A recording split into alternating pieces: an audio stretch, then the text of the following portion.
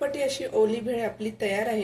नमस्कार मंडळी, अंजली स्वयंपाकघरात तुमचं स्वागत आहे। साहित्य बघून तुम्हाला समजलंच असेल आज आपण काय बनवणार आहोत। चटपटी अशी ओली भेळ बनवणार आहोत। त्यासाठी लागणारे साहित्य बघूया आपण। चिंचेचा कोळ घेतलाय, फरसाणा घेतलाय, बारीक चिरलेला कांदा घेतलाय, टोमॅटो घेतलाय बारीक चिरलेला, बारीक शेव घेतल्या, खारी डाळ घेतलाय, लिंबूचा रस घेतलाय मी, बारीक चिरलेली मिरची घेतली। ह्याच्या वाटणीचा तुम्ही ठेसा घेतला तरी चालेल, लहान मुलं खाणार आहेत म्हणून मी चिरून घेतले मिरची आणि कोथिंबीर घेतले आणि चिरमुरे घेतले। चला तर सुरुवात करू। आता ओली भेळ करण्यासाठी आपण असं मोठा असा टोपच घ्यायचा, जेणेकरून त्याच्यात चांगलं आपल्याला मिक्स करता येईल। त्यासाठी मी असा एक स्टीलचा टोप घेतलाय। आता हे चिरमुरे आपण आहेत ते ह्यात घेऊया।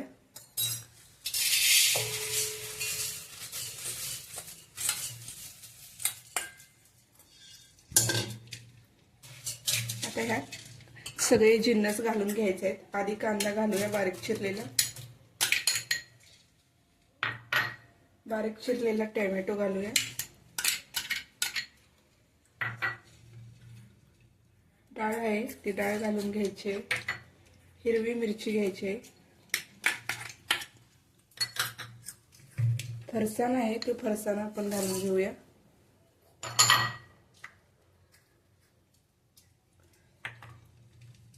लिंबूचा रस घेऊया। आता हे आधी एकत्र करून घेऊया आपण चांगलं जिन्नस।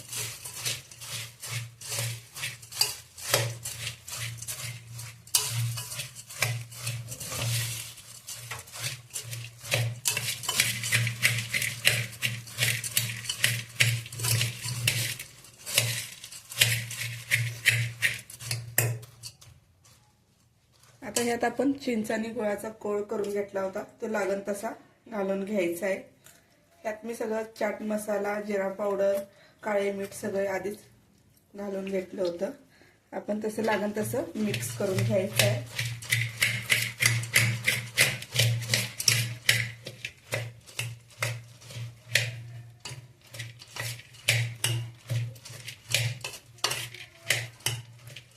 अजून लागतोय कोळ।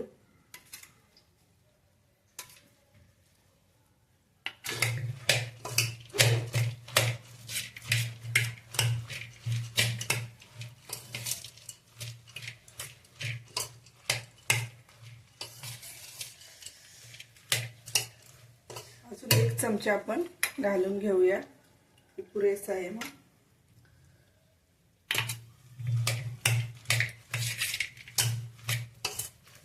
छान असं मिक्स करून घ्यायचं आहे, बघू शकता तुम्ही।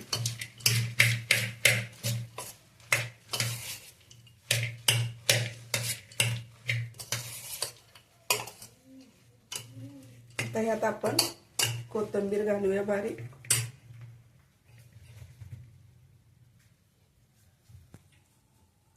परत एकत्र करून घेऊया चांगलं।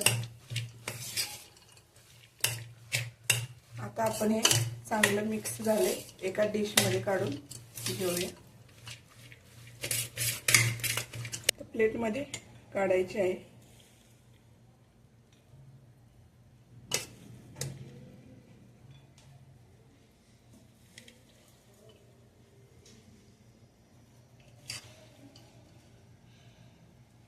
आता ह्याच्यावर आपण थोडीशी काकडी टाकून घेऊया,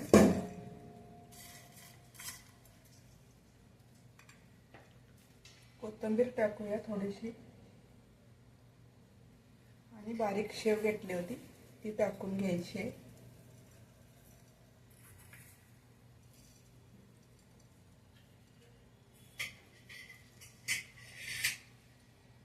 ओली भेळ आपली अशी तयार आहे।